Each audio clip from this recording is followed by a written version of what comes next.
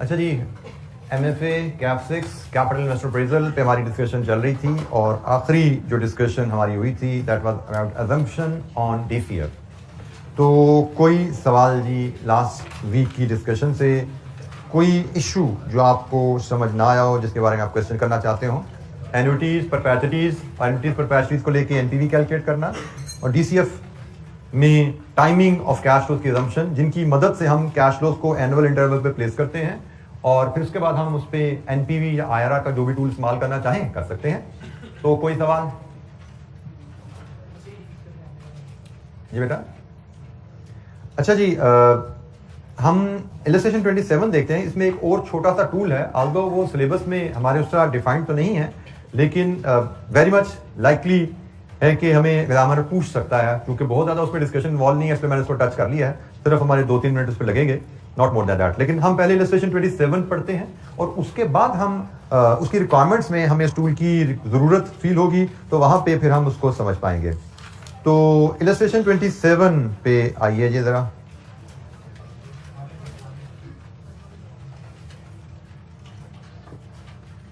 ये जी इलस्ट्रेशन 27 और यह पहली एक तरह की केस हमारे सामने आ रहा है जिसमें डाटा हमें ईयर वाइज अरेंज नहीं दिया जा रहा, हमें कहानी प्रोजेक्ट की सुनाई जा रही है और उस कहानी के मुताबिक हमें डिफरेंट टूल्स अप्लाई करने हैं। तो हम सिर्फ पहले टूल को ही पढ़ के सवाल पढ़ना शुरू कर देते हैं। Calculate NPV assuming that cost of capital is 8%। हम सिर्फ इस रिक्वायरमेंट के मुताबिक सवाल पढ़ते हैं, ये रिक्वायरमेंट हल करेंगे, बाकी बातें फिर हम बाद में करेंगे। तो NPV कॉस्ट ऑफ कैपिटल अगर 8% है तो NPV कैलकुलेट करनी है जी। और ये आ गई इसकी कहानी प्रोजेक्ट की।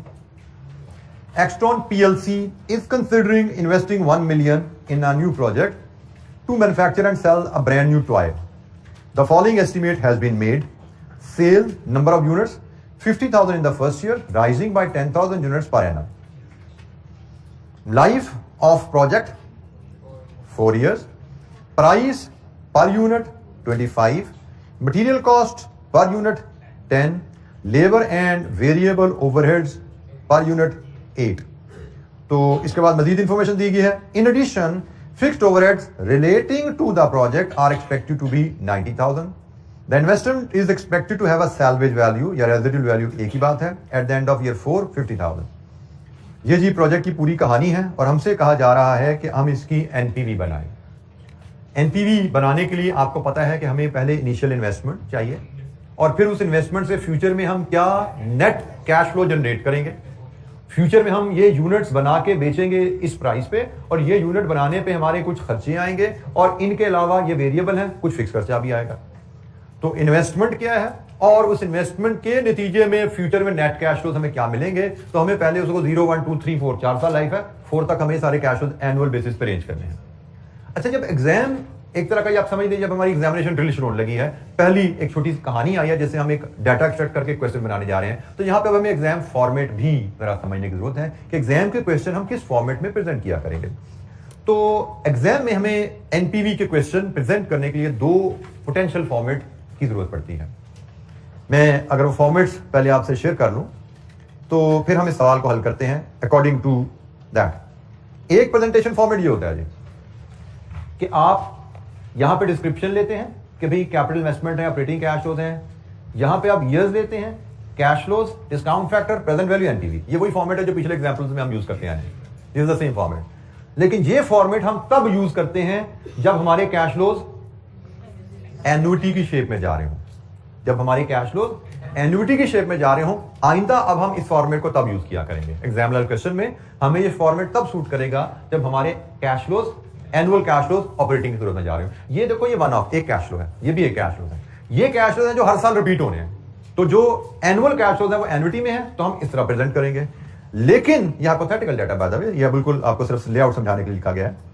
लेकिन अब हमारा जो केस है जिसमें हम डील करने जा रहे हैं, उसके कैश फ्लोज एन्युटी नहीं है, क्योंकि हम यहां पे देख सकते हैं हमारा जो यूनिट्स है सालाना वो बदलेंगे। जब यूनिट्स बदलेंगे तो रेवेन्यू भी बदलेगा, कॉस्ट भी बदलेगी, तो एज अ रिजल्ट हमारे नेट कैश फ्लोज बदलेंगे हर साल। तो हमारे cash flows annual cash flows annuity नहीं है। जब एनुअल कैश फ्लोज एन्युटी ना हो तो फिर आप ये फॉर्मेट यूज करते हैं। ये कॉलम तो वैसे ही डिस्क्रिप्शन वाला, इसमें कुछ चेंज नहीं आया, लेकिन अब ईयर इधर नहीं आ रहा, ईयर इधर आ रहे हैं। ईयर्स आपके आप ऊपर आ रहे हैं, हर कैश फ्लोज रिस्पेक्टिव ईयर्स में लिखे जाएंगे। यहां पे सामने फिर यहाँ पे टोटल किया जाएगा और फिर डिस्काउंट फैक्टर होगा, फिर प्रेजेंट वैल्यू और फिर इस प्रेजेंट वैल्यू का सम नेट प्रेजेंट वैल्यू। तो ये दो फॉर्मेट हैं। कभी हम एन्युटी वाला फॉर्मेट यूज करेंगे अगर कैश फ्लो एन्युटी शेप में है, कभी हम ये वाला फॉर्मेट यूज करेंगे अगर एनुअल कैश फ्लो फर्क है। अब यहाँ देखिए यार में एक साल 20,000 है, फिर 30,000, फिर 15,000 बदल रहा है। ये तो सिंगल है, एक दफा आ गया, लेकिन एनुअल कैश फ्लो का डिफरेंट आ रहा है तो आप इस फॉर्मेट में प्रेजेंट कर दीजिए। अगर एनुअल कैश फ्लो कांस्टेंट है 20,000, हर साल 20,000 है, तो आप इस तरह प्रेजेंट कर दीजिए। ठीक हो गया। तो ये दोनों फॉर्मेट हम यूज करते रहेंगे। जैसे अब ये 27 इलस्ट्रेशन करने जा रहे हैं, इसमें ये दोनों फॉर्मेट से यूज हो जाएंगे किसी ना किसी पार्ट में। तो लेकिन पहला पार्ट जो हम एनपीवी का करने जा रहे हैं उसमें में नजर आ रहा है शायद ये फॉर्मेट यूज होने जा रहा है। तो let's go to the question again. अच्छा जी, sales, life of the project, price per unit, variable cost material की है, लेबर एंड वेरिएबल ओवरहेड्स की है, फिक्स कॉस्ट है, और उसने फिक्स कॉस्ट के बारे में बता दिया कि ये रिलेटिंग टू द प्रोजेक्ट है, इसलिए ये रेलेवेंट है। हमें अब ये भी ख्याल रखना होगा कि हमें different items of cash flows दिए जाएंगे, उनमें कुछ रेलेवेंट होंगे, कुछ इरेलेवेंट होंगे। कैश फ्लोज के लिहाज से देखें, प्राइस पर यूनिट तो यकीनन रेलेवेंट है, यूनिट्स बेचेंगे तो कैश रेज होगा। वेरिएबल कॉस्ट पर यूनिट हमेशा रेलेवेंट होती है। Fix cost per unit relevant है अगर वो प्रोजेक्ट की वजह से इनकर हो रही है, और ये सैल्वेज वैल्यू भी इसी मशीन की है, इसी मशीन की सैल्वेज वैल्यू है, ये खरीदेंगे तो ही ये बेचेंगे ना, तो ये भी रेलेवेंट है और ये भी रेलेवेंट है। तो हमारे पास यहाँ पे कोई भी इररेलेवेंट कैश फ्लो सवाल में अवेलेबल नहीं है क्योंकि बेसिक इलस्ट्रेशन है। लेकिन हमें ये आदत डेवलप करनी है कि जब भी क्वेश्चन सामने आए हमने हर आइटम ऑफ कैश फ्लो को देखना है कि इसमें रेलेवेंट क्या है, इररेलेवेंट क्या है। अच्छा जी, प्रोजेक्ट की लाइफ 4 साल है, फॉर्मेट हमने डिसाइड कर लिया, उसके मुताबिक अब हम पहले ड्रॉ करते हैं फॉर्मेट। हम इलस्ट्रेशन नंबर 27 कर रहे हैं जी, और हमने कहा जी हमने फॉर्मेट जो डिसाइड किया उसके मुताबिक 4 साल हैं और इन्वेस्टमेंट उससे अलावा आएगी, तो 0, 1, 2, 3 एंड 4। 0 में इन्वेस्टमेंट है, उसके बाद 4 साल का प्रोजेक्ट है। 0, 1, 2, 3, 4 ये हमारे पास ईयर्स आ गए जिनमें हमने कैश फ्लो अरेंज करना है। यहां पे हम डिस्क्रिप्शन लाएंगे, कैश फ्लोज जिन हेड्स में हमने बुक करने हैं ये उनकी डिस्क्रिप्शन आएगी। जैसे हमारे पास क्वेश्चन में डिफरेंट आइटम्स दी गई हैं। एक इनिशियल कैपिटल इन्वेस्टमेंट है, इसको इनिशियल कैपिटल इन्वेस्टमेंट हम लिख देते हैं। दूसरी कैश फ्लो इसकी सैल्वेज वैल्यू है। ठीक है, तो मैं सैल्वेज वैल्यू को फिलहाल मैं यहां पे एक हेडिंग डालता हूं पहले, फिर मैं मजीद इस पे आपसे बाद में बात करूंगा। एक सैल्वेज वैल्यू है कैपिटल एसेट की, तो ये दोनों मेरे कैपिटल एसेट की कैश फ्लोज हैं दो। इसके बाद हमारे जो कैश फ्लोज आइटम्स हैं उसमें हम देख रहे हैं कि एक तो इस प्राइस और इन यूनिट्स की वजह से रेवेन्यू राइज होना है, दूसरा हमारा ये वेरिएबल कॉस्ट और यूनिट से मल्टीप्लाई कर तो वेरिएबल कॉस्ट इनकर होनी है, और तीसरी हमारी फिक्स कॉस्ट इनकर होनी है। In total price, variable cost, fix cost को जब हम नेट करते हैं तो ये कहलाते हैं नेट, ये कहलाते हैं ऑपरेटिंग कैश फ्लो। तो हम अपने जो फॉर्मेट में जो चीज सीखेंगे तमाम क्वेश्चन में, आइंदा जितने भी सवाल हम किया करेंगे कि हम इस मेन शीट में जिसमें हमने एनपीवी कैलकुलेट करनी है, हम revenue, variable cost, fix cost का कचरा यहां नहीं लाया करेंगे। हम यहां पे सिर्फ नेट ऑपरेटिंग कैश फ्लो की फिगर लाएंगे और इस सारे कचरे को हम वर्किंग में हैंडल करेंगे। Price, volume, variable cost, fix cost, material cost, labour cost, सबको एक जगह हैंडल करेंगे ताकि ये हमारा नीट एंड क्लीन किस क्वेश्चन नजर आए। यहां पे हमने नेट कैश फ्लो दे लेने हैं, फिर हमने discount factor cost of capital पे 8% लाना है, फिर प्रेजेंट वैल्यू और फिर नेट प्रेजेंट वैल्यू। ये जी हमारा सवाल, ये ऐसे प्रेजेंटेशन हमारी कंप्लीट होनी है। पार्ट ए हम जो करने जा रहे हैं।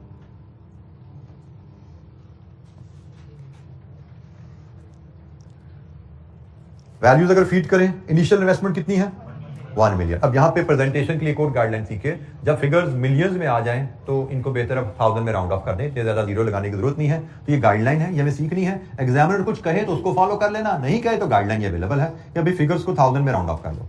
तो हमने कहा जी 1 मिलियन है इन्वेस्टमेंट, और इन्वेस्टमेंट आउटफ्लो होती है, 0 में ली जाती है। आगे जी सैल्वेज वैल्यू, मतलब प्रोजेक्ट के एंड पे ये एसेट कितने का बिकेगा, 50 का, 50,000 है, 4 साल बाद बिकेगा, ये 50 का इनफ्लो ले लो यहाँ पे। अब वर्किंग वन में जाएंगे, जहां पे नेट ऑपरेटिंग कैश फ्लो लाएंगे। अब यहां पे ख्याल रखना है हर वैल्यू की रेलेवेंट ईयर में डालने से हमारे नंबर मिलते जा रहे हैं। मे बी हाफ नंबर मिल गया, मे बी हाफ नंबर मिल गया, एक नंबर हम स्कोर कर चुके हैं। अभी हमने कोई एनालिसिस नहीं किया, लेकिन रेलेवेंट ईयर्स में फिगर को फीड करना हमें नंबर देता जा रहा है, स्टेप बाय नंबर है। अब हम नेट ऑपरेटिंग कैश फ्लो पे जाते हैं। नेट ऑपरेटिंग कैश फ्लो में कैसे हमने प्रेजेंट करना है, इसकी प्रेजेंटेशन का भी हम एफिशिएंट तरीका सीखना चाहेंगे। एक ये वैल्यू पर यूनिट है, एक ये वैल्यू पर यूनिट है, एक ये वैल्यू पर यूनिट है, ये 3 वैल्यूज पर यूनिट है। मतलब टोटल वैल्यू बनाने के लिए इन सबको यूनिट से मल्टीप्लाई करना पड़ेगा। तो भाई बजाय से कि हम हर चीज को यूनिट से मल्टीप्लाई करें, हम थोड़ा स्मार्टली काम करेंगे। क्या करेंगे? नेट करके जो वैल्यू मिलेगी उसको कहेंगे हम कंट्रीब्यूशन। नेट करके वैल्यू मिलेगी कंट्रीब्यूशन, हम कंट्रीब्यूशन को मल्टीप्लाई कर देंगे एक ही दफा वॉल्यूम के साथ, तो हमारा टोटल कंट्रीब्यूशन आ जाता है। मार्जिनल कॉस्टिंग से हमारा तारुफ हो चुका है लकीली शायद। तो हम जो प्रेजेंट करेंगे इसको इस अंदाज में, जो वर्किंग हम बनाएंगे, हमारे पास 4 साल हमने कारोबार करने हैं।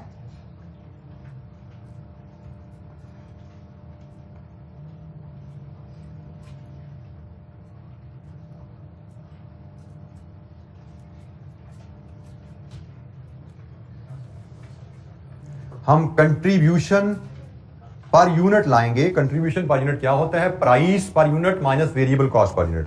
तो प्राइस पर यूनिट हमारी है 25, वेरिएबल कॉस्ट पर यूनिट -8 -10। एक यूनिट बेच के हम जो कंट्रीब्यूशन कमाएंगे रुपीज में 7 है। ये तो हर साल 7 ही है। और हमने यूनिट्स कितने बेचने हैं पहले साल? अच्छा, हम एक काम करते हैं, हम इसको 1000 में ले आते हैं। हम सेल्स को यूनिट से 1000 कर देते हैं क्योंकि मुझे वैल्यूज तो 1000 में ही चाहिए ना। तो मैं यूनिट से 1000 कर देता हूं। पहले साल 50,000, दूसरे साल 60,000, 70,000, 80,000। एज अ रिजल्ट मेरा टोटल कंट्रीब्यूशन क्या आएगा? टोटल कंट्रीब्यूशन रुपीज इन 1000 में अब आएगा 350, 420, 490, 560। लीजिए जी, मैंने ऑपरेटिंग कैश फ्लो में मेरी जो आइटम्स थी ना, एक मेरी प्राइस से रेवेन्यू निकलना था, एक मेरी मटेरियल और लेबर वेरिएबल ओवरहेड से खर्चा निकलना था। तो मैंने बजाय इसके कि हर वैल्यू को 50,000 इससे मल्टीप्लाई करता और फिर नेट करता, मैंने एक दफा नेट कर लिया है, तमाम पर यूनिट डाटा को नेट कर लिया है और नेट करके अब यूनिट से एक दफा मल्टीप्लाई कर रहा हूं। एक ही बात है, हर वैल्यू को यूनिट से मल्टीप्लाई करो फिर नेट करो, या एक दफा नेट करके फिर आप मल्टीप्लाई कर दो वॉल्यूम से एक दफा, एक ही बात है। But this is efficient. Answer दोनों से सेम आएगा, लेकिन ये एफिशिएंट तरीका है, हमें एफिशिएंट तरीके से काम करना सीखना है। तो ये जनाब टोटल कंट्रीब्यूशन आ गया। इसके अलावा हमारे पास ऑपरेटिंग कैश फ्लोज में और क्या चीजें हैं? बिजनेस कैश फ्लोज में फिक्स्ड कॉस्ट। तो टोटल कंट्रीब्यूशन में से हम फिक्स्ड कॉस्ट लेस करेंगे, लेस फिक्स्ड कॉस्ट।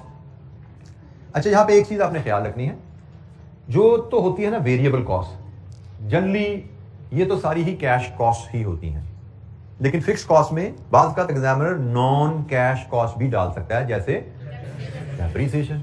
तो हमें ख्याल रखना है, हम ये सारी कहानी जो बना रहे हैं वो नेट ऑपरेटिंग कैश फ्लोज के लिए बना रहे हैं। इसका मतलब हमने, अगर हमें ऐसी फिक्स कॉस्ट दी जाए जिसमें कोई नॉन कैश आइटम शामिल हो, तो हमने ख्याल रखना है हमने नॉन कैश आइटम इस एनालिसिस में लेके नहीं आने, हम तो सिर्फ कैश कॉस्ट से डील करेंगे। वेरिएबल कॉस्ट यहां पे आई है, ये तो होती ही कैश है। फिक्स्ड कॉस्ट में कोई इशू एग्जामिनर डाल सकता है, हो सकता है वो कहे कि आपकी फिक्स्ड कॉस्ट सालाना 90,000 है, इसमें 20,000 की डेप्रिसिएशन भी शामिल है। तो हमें पता होना चाहिए, हम तो कैश फ्लोज बना रहे हैं, तो हमने कैश इनफ्लोज और कैश आउटफ्लोज कैश कॉस्ट लेनी है, तो यहां पे हम सिर्फ कैश कॉस्ट लेते हैं। तो बहरहाल हमें तो ऐसी कोई इंफॉर्मेशन नहीं दी गई, तो हम अज्यूम करेंगे ये सारी की सारी कैश फिक्स कॉस्ट ही है। तो 90 रुपीज इन 1000 में सारा एनालिसिस चल रहा है जी यहाँ पे। तो ये लेस किया तो नेट ऑपरेटिंग कैश फ्लोज 260, 330, 400, 470। तो ये सारा बखेड़ा हमने ऊपर ही डालना, ये हमेशा वर्किंग में ही लाके हम डील किया करेंगे। हम जो हमारा मेन आंसर की जो प्रेजेंटेशन है उसको नीट एंड क्लीन रखा करेंगे, उसमें एग्जामिनर के सोल्यूशन में अक्सर ये चीजें आपको मर्ज हुई नजर आया करेंगी, वो वर्किंग में अलहदा नहीं करता, लेकिन हम अपना हर सवाल इंशाअल्लाह ऐसे ही हल किया करेंगे और आपको ऐसे ही डेवलप करनी हैबिट। ये जरा एफिशिएंसी भी रहती है इसमें और एरर रेट भी इसमें लो रहता है, क्योंकि जो दूसरा फॉर्मेट है उसमें कोई ना कोई वेरिएशन, कोई ना कोई कॉम्प्लिकेशन आ ही जाती है आपके आगे जाके, क्योंकि आगे जाके हमने डिफरेंट एडजस्टमेंट सीखनी है। उन एडजस्टमेंट की वजह से एक ही फॉर्मेट सब कुछ हैंडल करोगे तो कॉम्प्लिकेट हो जाती है चीजें। तो अगर हम वर्किंग में अलहदा निकाल देते हैं तो हमारे लिए मैनेज करना डाटा को आसान हो जाता है। जी जनाब, एनी क्वेश्चन, कोई सवाल? अच्छा, ये नेट ऑपरेटिंग कैश फ्लोज हैं, इनको हम अब यहां फीड करेंगे। ईयर 1 में 260, 330, 400, 470। लीजिए जी, हर कॉलम का सम कीजिए। 0 में 1000 का आउटफ्लो, 1 में 260 का इनफ्लो, 330 का इनफ्लो, 400 का इनफ्लो एंड 520 अब ये डाटा उस शेप में है जिससे आप फेमिलियर हो। पीरियड वाइज कैश फ्लो आपके सामने आ रहा है। अब इस डाटा के साथ आप डील करना आपको आता है। जैसे मैंने कहा एग्जाम में अब मेजर क्वेश्चन में आपको जो मेजर मार्क्स हुआ करेंगे वो डाटा को इस शेप में लाने के हैं। इसके आगे 2-3 नंबर ही रह जाते हैं। एनपीवी अप्लाई करना है, आईआरआर करना है, जो मर्जी टूल लगाना है, 2 नंबर 3 नंबर 4 नंबर, बस 15 नंबर का सवाल है, 18 नंबर का सवाल है, आपके 3-4 नंबर के अलावा सारे नंबर यहां पे पड़े हुआ करेंगे, वर्किंग में हुआ करेंगे कि भाई डाटा को इस शेप में लाने तक आप 70-80% मार्क्स कमा चुके हो। मांगी उसने आपसे एनपीवी है, लेकिन एनपीवी के बगैर ही आप 70-80% मार्क्स कमा जाते हो। आखिरी तो 2-3 नंबर सबसे आसान होते हैं। और यहां पे मैं फिर तवज्जो दिला दूं, हर स्टेप के नंबर हैं। ये वैल्यू लिखे नंबर, ये वैल्यू लिखी नंबर, कंट्रीब्यूशन निकाला मार्क्स, फिक्स कॉस्ट शामिल की नंबर, देन डिस्काउंट फैक्टर लिखा 8% पे, इसका भी एक नंबर है, सिर्फ टेबल से कॉपी करने का।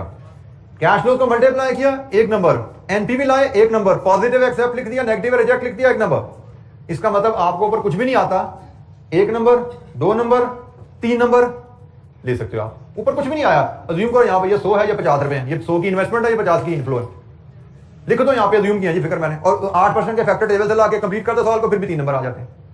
हालांकि आपने अब यहाँ पे सवाल के बारे में कुछ नहीं छेड़ा आपने, लेकिन 3 नंबर फिर भी ले लिए।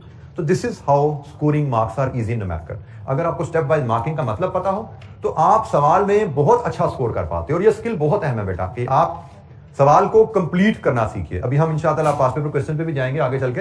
सवाल को कंप्लीट करना इज द आर्ट। एरर है, एरर रेट है शुरू में, कोई बात नहीं, विद रिवीजन विद प्रैक्टिस कम होता जाएगा, लेकिन सोल्यूशन देखकर सवाल करना is not the thing which you need to learn.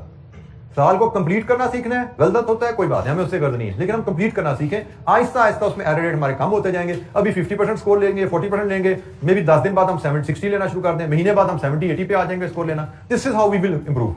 लेकिन अगर हमने सवाल पूरा करना ना सीखा और सोल्यूशन को देख देख के सवाल करते रह गए तो हम सही ट्रैक पे कभी नहीं चढ़ पाएंगे। अच्छा जी, अब हमें 8% पे उसने का कॉस्ट ऑफ कैपिटल लानी है, तो 8% का फैक्टर जनाब आप खोलिए और मुझे जरा बताइए। 8% 1 में 0 में तो आ गया 1.926 85 7 794 735। लीजिए जी, मल्टीप्लाई कीजिए हर कैश फ्लो को उसके रिस्पेक्टिव फैक्टर के साथ। ये 1000 आ गया, 241 280 3 318 382 और इसका सम करेंगे, negative value, positive value, net present value मिलेगी 224 एंड दिस इज पॉजिटिव। हमसे सिर्फ यही कहा गया था कि प्रोजेक्ट की एनपीवी कैलकुलेट कीजिए, कॉस्ट ऑफ कैपिटल 8% पे है तो हमने कैलकुलेट कर दी।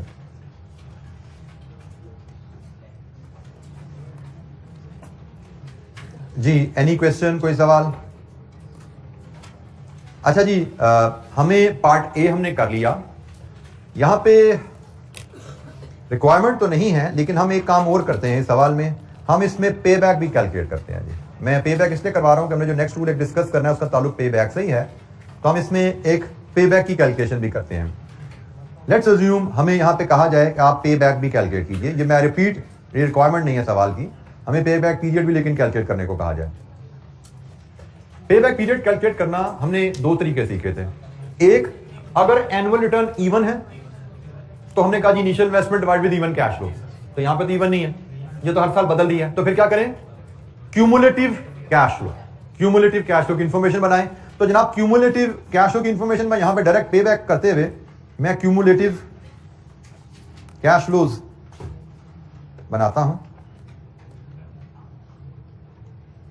इसी टेबल को मैं एक्सटेंड कर लेता हूं, यही कॉलम चूंकि यूज होने वाले हैं तो इन्हीं कॉलम को मैं एक्सटेंड करके इस पार्ट के लिए, जो कि ओरिजिनल हमारी रिक्वायरमेंट का हिस्सा नहीं है, मैं सिर्फ अगले पार्ट की डिस्कशन के लिए ये बीच में ला रहा हूं। अच्छा जी, क्यूमुलेटिव कैश फ्लो, जब प्रोजेक्ट शुरू हुआ हमारी पोजीशन नेगेटिव है 1000, एक साल बाद 740 रह गया नेगेटिव, एक और साल गुजरा 410 नेगेटिव रह गया, एक और साल गुजरा 10 नेगेटिव है, और यहां पे आके 510 पॉजिटिव है। हमारा जो पे बैक यहां पे बनता है, जो हमने सीखा हुआ है, पे बैक इज 3 years प्लस 10/520, यही सीखा था ना जी हमने। आखिरी साल में 520 आ रहा है, हमें 10 चाहिए, 10/520 कितना बनता जी? 3.01 ईयर्स। ये जी हमारा पे बैक है। आई रिपीट, रिक्वायरमेंट नहीं थी, लेकिन अगला पार्ट डिस्कस करने के लिए इसको हमने टच किया। ये हमने पे बैक सीखा हुआ है और ये हमारी पे बैक की कैलकुलेशन आ गई। इस क्वेश्चन का पार्ट बी देखिए, वो कहता है जी डिस्काउंटेड पे बैक कैलकुलेट कीजिए। पे back, discounted pay back calculate कीजिए। पे बैक हमें पता है, डिस्काउंटिंग हमें आती है। तो डिस्काउंटेड पे बैक के लिए सिंपली आपके पास ये स्टेप्स जो हैं, ये शायद मैं नोट्स में स्किप हो गए, शायद सिंपल थे इसलिए शायद मैंने लिखे नहीं, तीसरा या मैंने डिलीट कर दिया वहां से।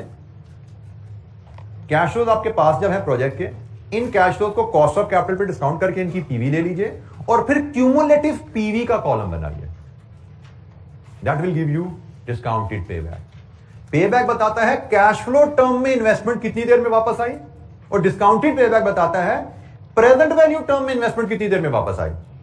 अगर आपको हम जब पे बैक कैलकुलेट कर रहे थे तो पे बैक की कैलकुलेशन में हमने एक डिस्कशन की थी जब पे बैक से हम एनपीवी पे गए थे कि अभी पे बैक तो कह रहा है भाई जो पैसा लगाया वो कितनी देर में वापस आया। हमने 100 रुपया आज लगाया है, वो 100 रुपया 3 सालों में वापस आ जाता है, तो 3 सालों में जो 100 रुपया आया उसकी वैल्यू वो तो नहीं थी जो हमने लगाया था, उसकी वैल्यू तो बदल गई है। तो ये वाला मसला जो है ना, ये वैल्यू बदल जाने वाला डिस्काउंटेड पे बैक में हल होता है।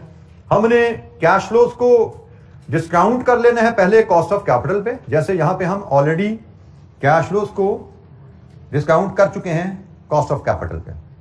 ये हमारा कॉस्ट ऑफ कैपिटल है, this is our cost of capital.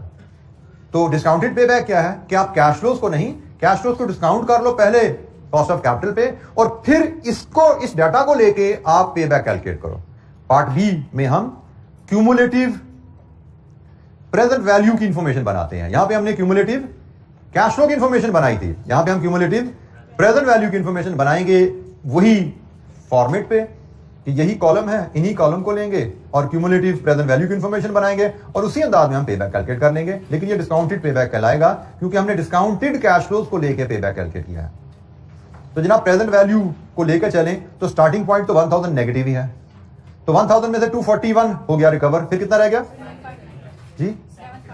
759 negative, 283 recover हो गया, 476, फिर 318 रिकवर हुआ, नेगेटिव 158, और आखिरी साल में यकीनन हम पॉजिटिव में जा रहे हैं, वो हम पॉजिटिव ना भी निकालें तो कोई मसला नहीं है। हमारा डिस्काउंटेड पे बैक जो आएगा it will be 3 years plus 158 over 382, 158 over 382, तो कितना बना जी? 3.41 ईयर्स। ये जी हमारा डिस्काउंटेड पे बैक है। अब जरा इन दोनों का मतलब समझ लीजिएगा। पे बैक क्या कह रहा है कि हमारी जेब से जो पैसा गया वो पैसा कितनी देर में वापस आएगा। तो जो पैसे हमारी जेब से जाएंगे इस प्रोजेक्ट में इन्वेस्ट होंगे, वो पैसे इस प्रोजेक्ट की कमाई से 3.01 ईयर में वापस आएंगे। डिस्काउंटेड पे बैक क्या कह रहा है, जो पैसा हमारी जेब से इस प्रोजेक्ट में इन्वेस्ट हुआ वो प्रेजेंट वैल्यू टर्म में कितने अरसे में वापस आएगा, वो प्रेजेंट वैल्यू टर्म में 3.41 ईयर में वापस आएगा। जो पैसा हमारी जेब से गया है प्रेजेंट वैल्यू टर्म में वो पैसा 3.41 ईयर में वापस आया। ये फैक्टर कैलकुलेट करने का तरीका वही है, ये कैलकुलेशन तकरीबन उसी प्रिंसिपल पे है। फर्क सिर्फ क्या है कि भाई डिस्काउंटेड पे बैक में हम पीवी को अक्यूमुलेट करके कैलकुलेट करेंगे पीरियड, और पे बैक पीरियड में हम कैश फ्लोज को अक्यूमुलेट करके करते हैं। जैसे यहां पे हमने क्यूमुलेटिव कैश फ्लोज, ये है जी कैश फ्लोज जो यहां पे यूज किए गए हैं, और ये है प्रेजेंट वैल्यू जो यहां पे यूज की गई है। ये फर्क है पे बैक में डिस्काउंटेड पे बैक में। पे बैक में कैश फ्लोज को लेके क्यूमुलेट की गई है इंफॉर्मेशन, और इवन ये यहां पे ना भी लिखें तो कोई हर्ज नहीं है, और डिस्काउंटेड पे बैक में प्रेजेंट वैल्यू को लेके क्यूमुलेटिव इंफॉर्मेशन बनाई गई है। जी एनी क्वेश्चन, कोई सवाल? जी बेटा।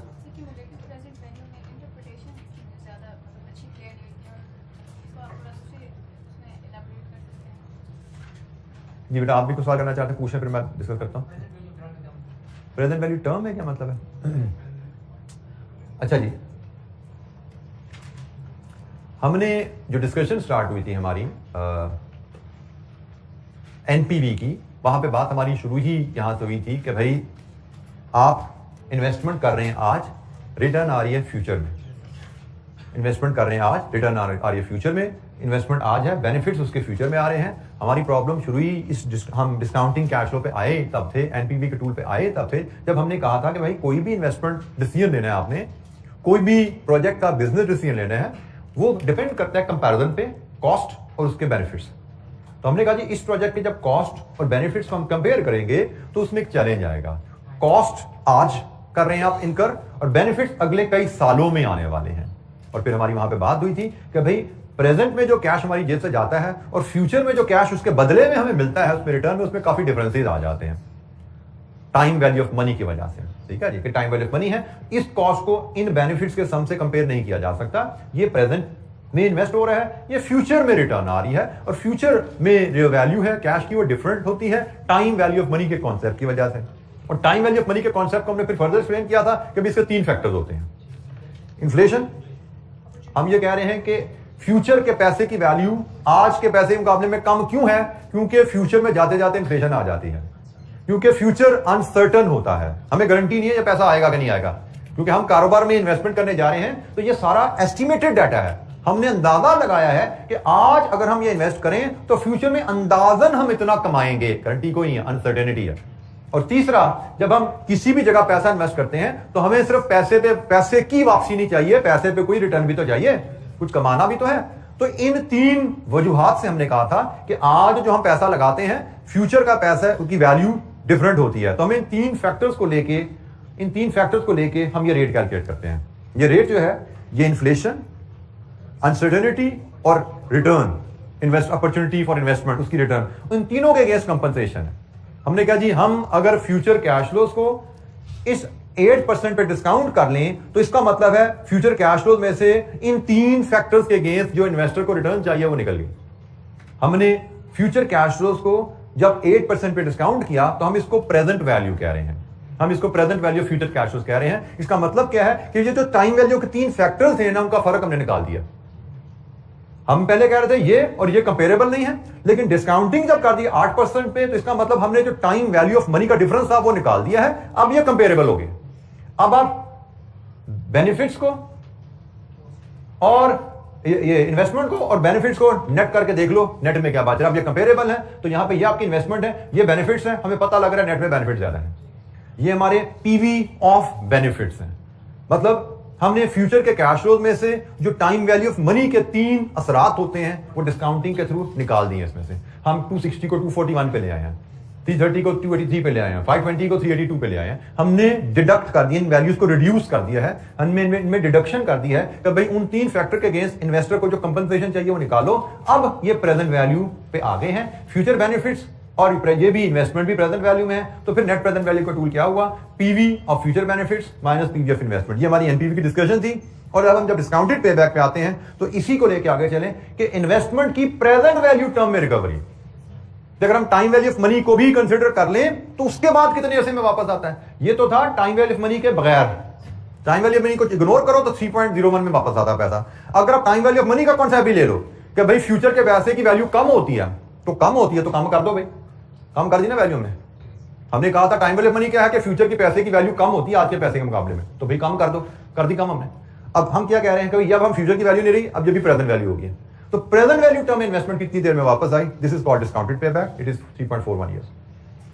जी एनी क्वेश्चन, कोई सवाल? अच्छा, इसका part C IRR of the project. Part A में हमने एनपीवी की थी, पार्ट बी में हमने IRR करनी है। तो हमने सीखा हुआ है कि भाई जब एक एनपीवी कर ली और अब IRR करनी है तो दोबारा 2 रेट नहीं लेने, एक रेट और लेना है और इंटरप्रेशन कर देनी है। तो हम अब IRR के लिए पार्ट सी के लिए फॉर्मेट थोड़ा बनाएंगे और उसमें हम सिर्फ एक रेट पे कैश फ्लो को डिस्काउंट करके प्रेजेंट वैल्यू और एनपीवी लेंगे। ठीक है जी। तो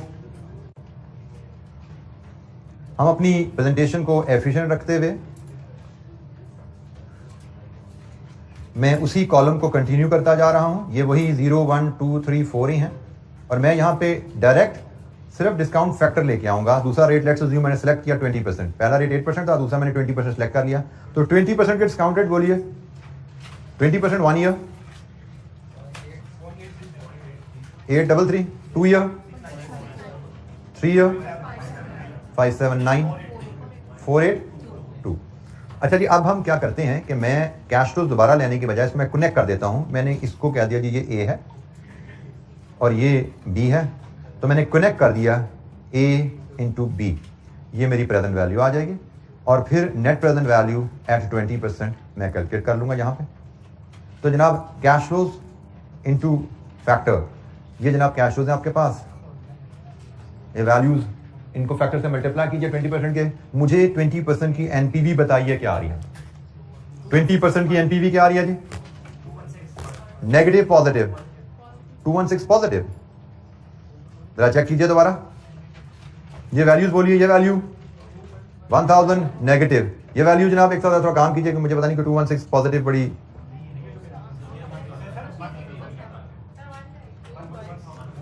सॉरी, अच्छा आप मुझे ये बता रहे हैं 216, ओके। आगे 217 है जी, ठीक हो गया जी। नेक्स्ट 229, नेक्स्ट 232, नेक्स्ट आखिरी कैश का 520 है ना आपका, 520 इंटू 0.8482 251। लीजिए जी, नेट प्रेजेंट वैल्यू यहां से क्या है? नेगेटिव कितनी? 71। डेसिमल में हम नहीं जाएंगे, हमारे पास कोई फिगर डेसिमल में नहीं है, तो टोटल एनपीवी हमारी नेगेटिव 71 आ गई जी। ये एनपीवी ठीक है जी हमारी 20% पे 71। अब हम इंटरपोलेशन से आईआरआर लाएंगे। आईआरआर का फार्मूला है lower interest rate plus NPV at lower interest rate over NPV at lower interest rate minus NPV at higher interest rate, higher rate minus low rate. ये माइनस माइनस प्लस हो जाएगा। तो बताइए IRR आपकी क्या आती है? It should be slightly less than 20, 17.11। ये जी इंटरपोलेशन से में आईआरआर आ गई। एनी क्वेश्चन, कोई सवाल? ये हमने पार्ट सी अटेम्प्ट किया, IRR of the project.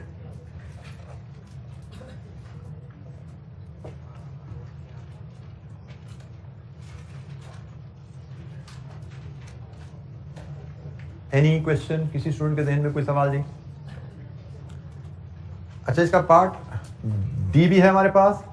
Recalculate NPV if sales are at a constant 65,000 units per annum for each of 4 years of the project. अगर आपकी सेल्स कांस्टेंट हो जाए 65,000 पे, अगर सेल्स कांस्टेंट हो जाए तो रेवेन्यू और वेरिएबल कॉस्ट भी कांस्टेंट होगी। फिक्स कॉस्ट तो पहले ही कांस्टेंट है, तो ये एन्युटी बन जाती है। ठीक है, तो ये अब एन्युटी बनने जा रही है, तो हमसे एन्युटी के फॉर्मेट पे एनपीवी को रिकैलकुलेट करना है पार्ट डी के लिए। तो पार्ट डी हम करेंगे और उसका फॉर्मेट हमारा होगा, हमारा एक कॉलम प्रेजेंट वैल्यू का बनेगा, एक कॉलम डिस्काउंट फैक्टर का है, एक कॉलम कैश फ्लो का है, एक कॉलम ईयर का है। ठीक है जी, हमारे यहाँ कॉलम कुछ इस तरह बनेंगे। ये डिस्क्रिप्शन, यहाँ पे ईयर, यहाँ पे कैश फ्लोज रुपीज इन 1000 में ले रहे हैं हम, यहाँ पे discount factor cost of capital 8% पे, क्योंकि हमें एनपीवी का टूल अप्लाई करना है। यहाँ पे प्रेजेंट वैल्यू आएगी, ये भी रुपीज इन 1000 में होगी। ये जी हमारा फॉर्मेट है जो अब हमें इस पार्ट के लिए यूज करना है। एन्युटी वाला फॉर्मेट, सेकंड फॉर्मेट हम यूज करेंगे। हमारी आइटम्स यहाँ पे वही 3 ही आइटम्स हैं। एक इनिशियल कैपिटल इन्वेस्टमेंट है, एक सैल्वेज वैल्यू है और एक नेट ऑपरेटिंग कैश फ्लोज। यही 3 आइटम्स यहां पे होंगी जो ऊपर हमने यूज की थी। वैल्यूज, इनिशियल इन्वेस्टमेंट 0 में आएगी 1000, सैल्वेज वैल्यू 4 साल एंड प्रोजेक्ट पे आएगी 50 और नेट ऑपरेटिंग कैश फ्लोज 1 से लेके 4 साल तक कांस्टेंट फिगर होगी।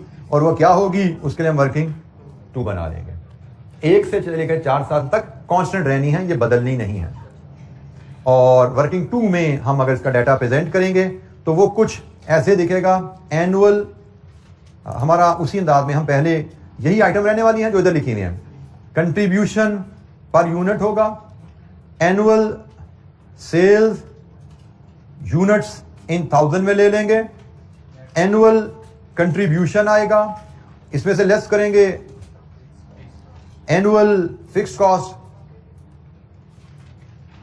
तो हमें यहां पे नेट ऑपरेटिंग कैश फ्लोज मिलेंगे जो कि हर साल कांस्टेंट होने वाले हैं। हमने ये सारा डाटा हमने 4 कॉलम नहीं बनाने, इधर हमने 4 कॉलम बनाए थे क्योंकि हर साल हमें पता था हमारी वैल्यूज डिफरेंट आने वाली हैं, क्योंकि हर साल वॉल्यूम फर्क होना था।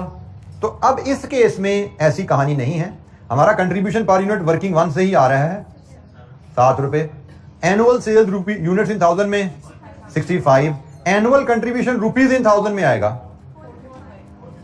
455 और fix cost 90, net operating cash flow 365।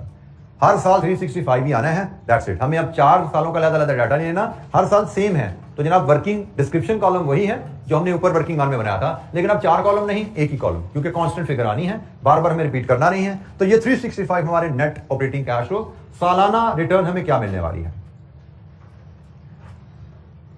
इन नेट ऑपरेटिंग कैश फ्लोज को हम अपने टेबल में यहां यूज करेंगे। 365 लीजिए जी, अब डिस्काउंटिंग शुरू होगी। 8% 4 ईयर सिंगल कैश फ्लो है, प्रेजेंट वैल्यू टेबल बताइए। सिंगल कैश फ्लो 0.735 और 8% 4 ईयर एन्युटी है, ये 1 से लेकर 4 साल तक एन्युटी टेबल पर जाइए। 8% 4 ईयर नॉर्मल एन्युटी है 3.312। लीजिए जी, अब हम प्रेजेंट वैल्यू ले सकते हैं। ये 1000 है, ये कितना है जी 37 एंड दिस 365 into 3.312 09। लीजिए जी, now we have net present value 246 and it is positive. तो एन्युटी कैश फ्लोज हो, ऑपरेटिंग कैश फ्लोज, तो हम इस फॉर्मेट में प्रोजेक्ट कैश फ्लोज प्रेजेंट करेंगे, हम इसमें एनपीवी निकालेंगे। और अगर कैश फ्लोज हमारे हर साल डिफरेंट हैं तो फिर हम इस अंदाज में कैश फ्लोज के अरेंज करके हम ऐसे एनपीवी रिपोर्ट करते हैं। जी जनाब, कोई सवाल? हमने इस इलस्ट्रेशन में एक तो स्टोरी से कैश फ्लोज को एक्सट्रैक्ट करके उसको फॉर्मेट में, जो रेलेवेंट फॉर्मेट है उसमें प्रेजेंट करना सीखा, और इसके अलावा हमने इस इलस्ट्रेशन में एक नया टूल भी डिस्कस कर लिया, that was discounted payback. NPV हमने पहले सीखी हुई थी, तो हमने जो नया टूल सीख लिया कि भाई एनपीवी के लिए जब हम कैश फ्लो पर डिस्काउंट करते हैं कॉस्ट ऑफ कैपिटल पे, क्यूमुलेटिव पीवी बना के हम डिस्काउंटेड पेबैक भी कैलकुलेट कर सकते हैं। हमारे सिलेबस में पेबैक भी है, डिस्काउंटिंग भी है। डिस्काउंटेड पेबैक की टर्म उसने लिखी नहीं, लेकिन मुझे लगता है लाइक्लीहुड है कि हमें इस पे भी वो चीज टेस्ट कर सकेगा, क्योंकि जब पेबैक भी आ गया, डिस्काउंटिंग भी आ गई, तो बीच में कोई इशू रहा नहीं, कोई एडिशनल कॉन्सेप्ट रहा नहीं डिस्काउंटेड पेबैक कैलकुलेट करने के लिए। इसलिए मैंने आपको ये 2-4 मिनट लगा के डिस्काउंटेड पेबैक का कॉन्सेप्ट भी आपसे शेयर कर लिया। जी कोई सवाल? अच्छा जी, अब हमने बेसिक जो कैलकुलेशंस थी वो सीख ली। अब टाइम है 3 की एडजस्टमेंट्स सीखने का। वो तीनों एडजस्टमेंट्स हमें एग्जाम में हो सकता है, किसी एग्जाम में 2 आए, किसी क्वेश्चन में तीनों आ जाए, किसी में 1 आए, लेकिन they carry sizeable weight in the exam. जो मार्क्स मैंने कहा था ना, कैश फ्लोज बनाने के मार्क्स हैं, तो उन कैश फ्लोज में जो एडजस्टमेंट्स हैं उनका हम जिक्र करने जा रहे हैं। देयर आर 3 एडजस्टमेंट्स जो हमें सीखनी है, जिनमें से एक इन्फ्लेशन है, डीलिंग विद इन्फ्लेशन। कि भाई 5 साल का प्रोजेक्ट है, आज इन्वेस्टमेंट करोगे, अगले 5 साल तक 4 साल तक प्रोजेक्ट चलना है, तो भाई इतने लंबे अरसे में तो इन्फ्लेशन भी आती है। हमारे पाकिस्तान में तो महीनों में, दिनों में इन्फ्लेशन आती है। तो भाई इन्फ्लेशन को कैसे डील करना है? लॉन्ग टर्म प्रोजेक्ट में इन्फ्लेशन भी एग्जिस्ट करेगी। How to deal with inflation in long term project. दूसरी एडजस्टमेंट आती है dealing with working capital investment. Working capital investment से मुराद होती है इन्वेस्टमेंट इन करंट एसेट्स। अभी तक हमने जो छोटे छोटे से सवाल किए, इलस्ट्रेशन देखी, उनमें हम इनिशियल कैपिटल इन्वेस्टमेंट को डिस्कस कर रहे थे। कैपिटल इन्वेस्टमेंट से मुराद होती है इन्वेस्टमेंट इन कैपिटल एसेट्स। तो भाई आपने कोई कारोबार अगर करना है, तो कारोबार करने के लिए सिर्फ कैपिटल एसेट्स ही रिक्वायर्ड नहीं होते, सिर्फ प्लांट और बिल्डिंग नहीं चाहिए। प्रोडक्शन शुरू करनी है तो मटेरियल भी चाहिए, प्रोडक्ट बेचनी है तो फिनिश गुड्स भी चाहिए कस्टमर को दिखाने के लिए, और कस्टमर को बेचनी है तो उधार पे लेकर जाएगा, उसको उधार पे देने के लिए मजीद पैसा चाहिए। तो ये हमारी इन्वेस्टमेंट इन करंट एसेट्स आ जाती है कि भाई कारोबार की जब फिजिबिलिटी करते हैं तो कारोबार में इन्वेस्टमेंट जो होती है वो सिर्फ कैपिटल इन्वेस्टमेंट नहीं होती, वो करंट एसेट में भी इन्वेस्टमेंट चाहिए होती है कारोबार के। तो भाई अगर आपके कारोबार में जो अगर क्या यकीनन आपको कारोबार में वर्किंग कैपिटल में भी इन्वेस्टमेंट करनी पड़ेगी, तो वर्किंग कैपिटल इन्वेस्टमेंट को कैसे डील करेंगे हम अपने एनपीवी या आईआरआर के टूल में, एक ये एस्पेक्ट है।